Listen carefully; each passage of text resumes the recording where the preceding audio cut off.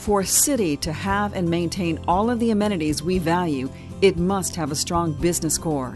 In Coral Gables, less than 5% of the land area contributes to 46% of the tax base. The streetscape plan for Miracle Mile and Giralda will revitalize the look of our most important retail and restaurant corridor. The Coral Gables City Center will supply the crucial footprint of patrons required for a world-class dining and shopping destination. Without a doubt, the Coral Gables City Center buildings are going to bring vitality and economic viability to Miracle Mile. That has an office component which will bring about 600 new workers to the Miracle Mile district, and it'll also bring 450 full-time residents.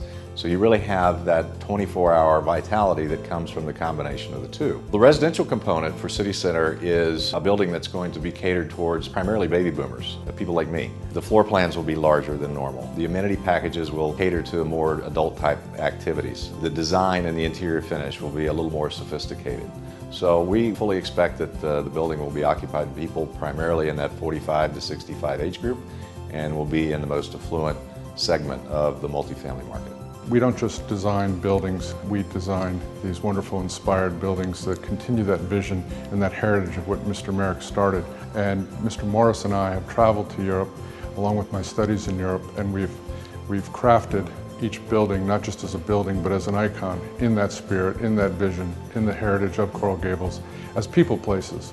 Anywhere from the street with the arcades and the paseos connecting to the Miracle Mile, to the rich detail, the rich materials, and the forms and masking and composition, the elevated terraces, the rooftop terraces, the projecting balconies, the undulating roof elements, and yes, the towers and spires are very important to the skyline. One statistic that a lot of people aren't familiar with is the fact that in business districts or city centers, about 30% of the traffic on the street is actually people just wandering around looking for a parking space. And they'll spend 5 to 15 minutes looking for a parking space and sometimes drive over a mile to see if they can find one.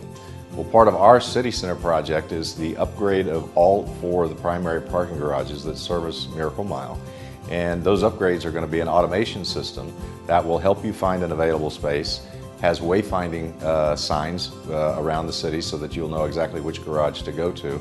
And once you get into the garage, it'll actually tell you where to go to find an empty space. And if you like, you can actually reserve a space so you know when you get there, when you come to Miracle Mile for shopping or dining, you'll know that there's a space available for you. You can simply book a table, book a space, and save a mile. George Merrick was an amazing man.